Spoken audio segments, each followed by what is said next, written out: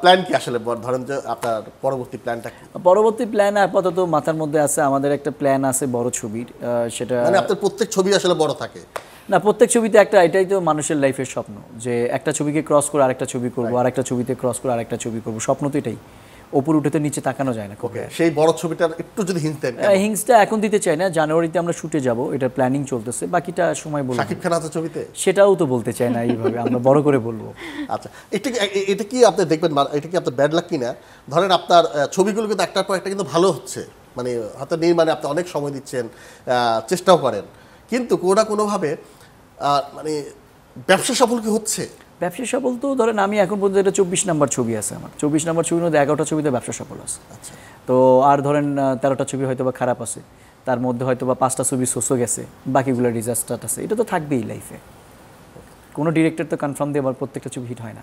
ওকে, এক কথা যদি বলেন, এই দরদ ছবিটা দর্শক হলে গিয়ে, এই জ্যাম, এত অনেক কাহিনী হচ্ছে দেশের মধ্যে, এতর মধ্যে দর্শক কেন হলে গিয়ে দেখবে? বিশেষ করে আমার কথা যদি বলেন, আমি কেন আপনি গিয়ে দেখবেন কারণ যদি এন্টারটেইনমেন্টকে ভালোবাসেন, একটা ভালো কন্টেন্ট দেখতে চান, সেটার জন্য দরদ দেখতে হবে।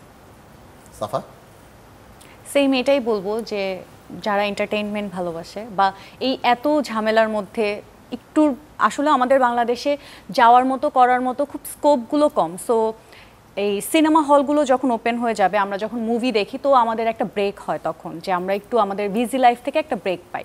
সো ওই জন্য আমাদের হলে তো অবশ্যই আমরা যাই, ওই জন্যই আমরা হচ্ছে দরদ দেখতে যাবেন। আর নতুন একটা শাকিব ভাইকেও দেখতে পারবেন, যারা হচ্ছে শাকিব ভাইয়ের ফ্যান, তো তারা হচ্ছে স্ক্রিনে শাকিব ভাইকে ভিন্ন ভিন্ন রূপে দেখতে চায়, সো তারা দরদে একটা ভিন্ন শাকিব ভাইকে দেখতে পারবে। ওকে, মানে ভিন্ন শাকিব ভাই সহ সাফাকেও দেখতে পাবে। আচ্ছা, যারা বন্ধু বা বন্ধু মহলে যারা আছে, এরা যখন শুনেছে যে আপনি অভিনয় করেছেন, এদের রিয়েকশনটা কি? বাংলা ছবি নিয়ে আমাদের মধ্যে একটা কিন্তু মানে এই প্রজন্মের মধ্যে যদি একটু কাটছে না, অনেকখানি কাটছে, তারপরেও একটা তো আছে, কেমন মানে ওদের রিয়েকশন কেমন ছিল? রিয়েকশন সবার, ডেফিনেটলি সবার রিয়েকশন ভালোই থাকবে।